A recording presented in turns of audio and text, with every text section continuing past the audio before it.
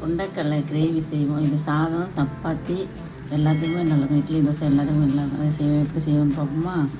First வானலில் எண்ணெய் ஊற்றிக்கணும்.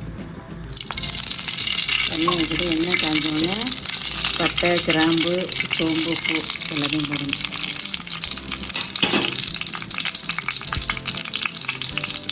அது நல்லா வெடித்தோடனே நல்லா வெங்காயம் போடணும்.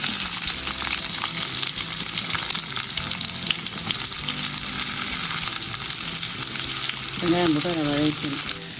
இந்த மாதிரி வதங்கி வந்தோடனே அதில் இஞ்சி பூண்டு அப்படியே மிக்ஸாகவே போட்டணும். எல்லாத்தையும் போட்டு அரைக்கிறது.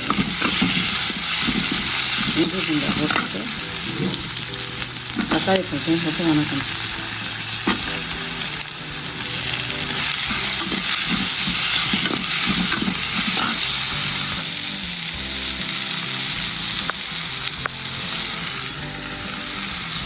இதுக்கு தேவையான உப்பு கொஞ்சம் போட்டணும். உப்பு போட்டு வதங்கணும்னா ஆஃப் பண்ணி வச்சுக்கணும். இது ஆறுனால மிக்ஸி சாரில் இருக்கும். மிக்ஸி சாரில் இந்த தேங்காய் சில்லு, கொஞ்சம் போல் சோம்பு, இதை போட்டு ஒரு சுற்றி இதோட நம்ம ஏற்கனவே வதக்கி வச்சுருக்கோம்ல மசாலா, வெங்காயம், தக்காளி அதை போட்டு அரைச்சிடும்.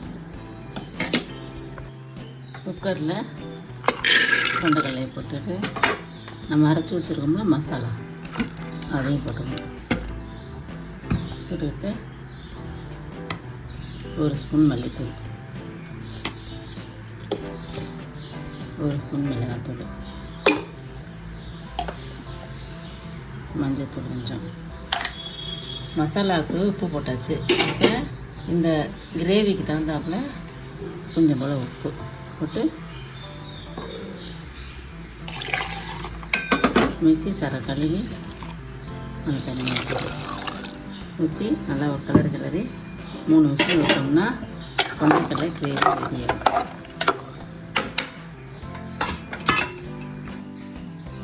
மூணு விசில் போனோன்னே அதை எடுத்துட்டு கொண்டைக்கடலை கிரேவி பார்க்கணும். நல்லா கிரேவியாக ரெடி ஆகிடுச்சு. அதில் கொஞ்சம் மல்லித்தலை போட்டு வேறு பாத்திரத்தில் பரிமாற முடியும். வேறு பாத்திரத்தில் மாற்றிட்டு மல்லித்தலையை தூவி சாப்பிட வேண்டியது. குருமா ரெடி ஆகிடுச்சா? கொண்டைக்கடலை கிரேவி.